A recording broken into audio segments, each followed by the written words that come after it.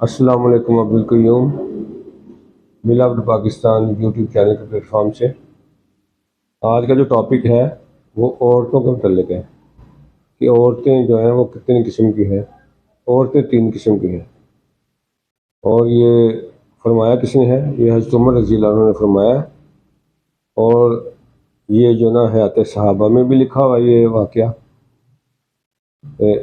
یہ بات حیات صحابہ میں بھی لکھی ہے، جلد نمبر 3 صفحہ نمبر 562 پہ۔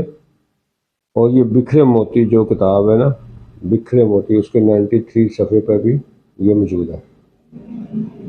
حضرت عمر رضی اللہ عنہ نے فرمایا عورتیں 3 قسم کی ہیں۔ عورتیں کتنی قسم کی؟ 3 قسم کی ہیں۔ نمبر 1، ایک عورت تو وہ ہے جو پاک دامن، مسلمان، نرم طبیعت، محبت کرنے والی، زیادہ بچے پیدا کرنے والی ہو، اور زمانے کے فیشن کے خلاف اپنے گھر والوں کی مدد کرتی ہو، سادہ رہتی ہو، اور گھر والوں کو چھوڑ کر زمانے کے فیشن پر نہ چلتی ہو۔ لیکن تمہیں ایسی عورتیں کم ملیں گی، ایسی عورتیں کم ملیں گی، یہ بھی سالکہ ہے۔ دوسری وہ عورت جو خامن سے بہت مطالبہ کرتی ہو اور بچے جننے کے علاوہ اس کا اور کوئی کام نہیں۔ تیسری وہ عورت ہے جو خاوند کے گلے کا توق ہو اور جوں کی طرح چمٹی ہوئی ہو، یعنی بد اخلاق بھی ہو اور اس کا مہر بھی زیادہ ہو، جس کی وجہ سے اس کا خاوند اسے چھوڑ نہ سکتا ہو۔ ایسی عورت کو اللہ تعالی جس کی گردن میں چاہتے ہیں ڈال دیتے ہیں، اور جب چاہتے ہیں اس کی گردن سے اتار لیتے ہیں۔ تو یہ بات تھی آج کی۔ زندگی میں ویسے بھی نا نبی صلی اللہ علیہ وسلم کی حدیث کا مفہوم ہے، ایک جگہ میں نے پڑھا تھا کہ وہ نکاح برکت والا ہوتا ہے جس کا مہر کم ہو۔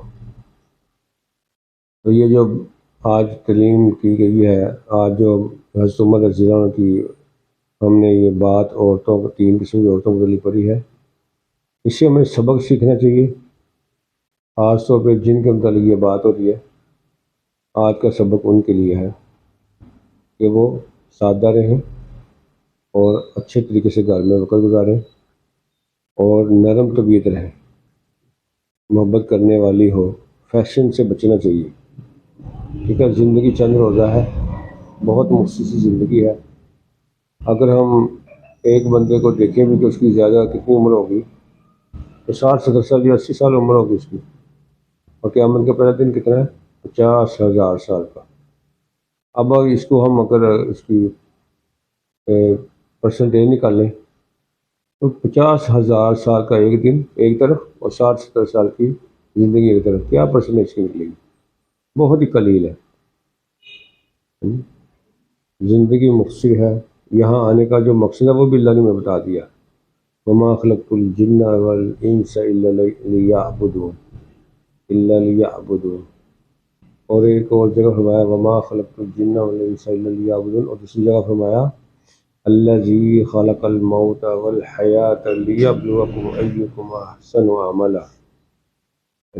اللہ نے جو ہمیں موت اور زندگی دی ہے، یہ اس لیے دیا ہے تاکہ ہم اس زندگی میں نیک عمل زیادہ کر لیں، احسن عمل کر لیں، خود بھی نیک بنے، ہم دوسروں کو بھی نیکی کی طرف راغب کریں۔